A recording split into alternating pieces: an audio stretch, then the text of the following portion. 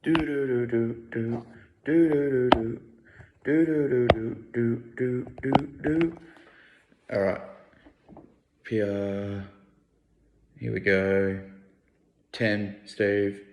Uh, what a week it's been. Another week of ups and downs, merry-go-rounds. Um, I really love his trade of Bont. I think getting rid of his captain choice is definitely a great decision, especially for someone like Simpkin. It's really your run of the mill, like 80 to 85 kind of mid. Had a good season last year, but he looks to be stuck in a shit team. So I really like that trade by him, and definitely getting Papley, who's going to be a sole forward. So he's made some great moves there, and getting rid of Crouch as well. Even though he probably won the trade, it's just a genius move. But that's Steve. So number 9, Bill. So you probably expected to be higher, but his team's still fucking shit. The only good thing about Bill is he brings that feminine touch to the group, which we really needed. It's good to just have a female's perspective on everything. But let's be honest, his team's still shit, even though he's chirping. Let's hope let's pray that Steve can smoke him this week, because we can't handle another round of chirp, especially his band is shit. It's dumb. But anyway, that's Bill. And then Ethan, he's pretty low, but it's sort of, I think he's projected, he would be going, his trajectory's up, is what I'm trying to say.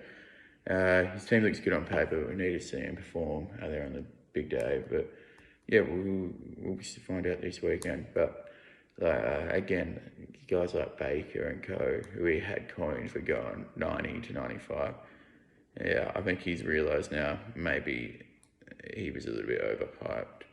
7, Danny. As Tony put it, was probably drinking his own bathwater a little bit. He's taken a fall. I find it weird he hasn't chased any defenders or forwards. In fact, he got rid of a couple. I found that a bit strange. Just going for the big mids, but we'll see. Guys like McRae, etc. That'll be pretty handy for him. But yeah, and then number 6, me, Rao unlucky.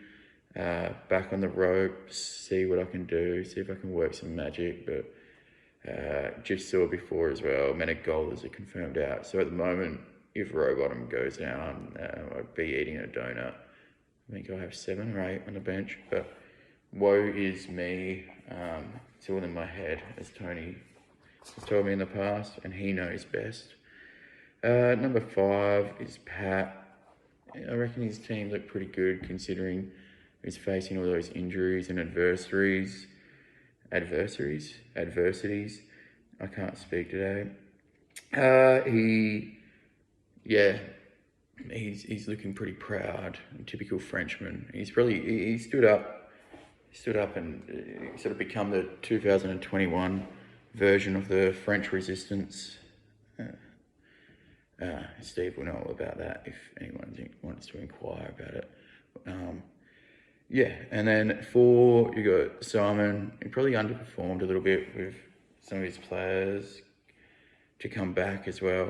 I think he's got a well-rounded side. He's sort of flying under the radar. The dark horse, which isn't Brett, sorry. And then, I think he showed his honesty and empathy by going against Craig and, not raping Maddie or Steve in our league or Bill in our league.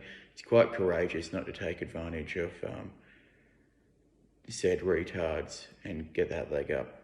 So, I mean, to all of the guys like Simon, you should be proud. You really should be proud. There's something to be proud of. Number 3, JD.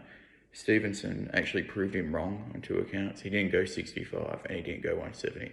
But I think he's pretty happy where he's at. He's hyped. I sent an offer of Dangerfield for Stevenson and he actually had to go. Is this a joke? Or is it real? I'm not sure he would have done it. So he's pretty high on the Greyhound. Number 2, Tony. I mean, he's pushing number one when Aaron Hall come in for him off free agency. I mean, he just changes everything. Absolutely changes everything. From a guy who he had coined going for, I think, 46.5 was the figure thrown around. Yeah, and not getting a game. He got into Bill's head, which isn't hard, and fucked him over. But there's power move. And number one, Brett, or is it Brent, or is it Brett? We have to ask Simon on that one. And Brett loves that. He does. But yeah, the hype is real. The luck is real. Is anyone going to stop him? Could he go undefeated? I know it's only one game in, but could he go undefeated for the year? My answer is yes, he will. 100%. Lock it in. $1.10 for doing that. Now, the predictions. Tony beats Pat by 180. Simon beats whoever I wrote down, JD, by 60. Even beats... No, I don't know what I've written here. Simon beats me by 60. I can't read my own writing. JD beats Even by 70. Brett beats Danny by 200. And Steve and Bill have our first draw of the year. And that's a lock as well. So yeah, I can't wait for Steve and Bill's match actually. I'm more excited about that one than mine. But anyway, hooroo.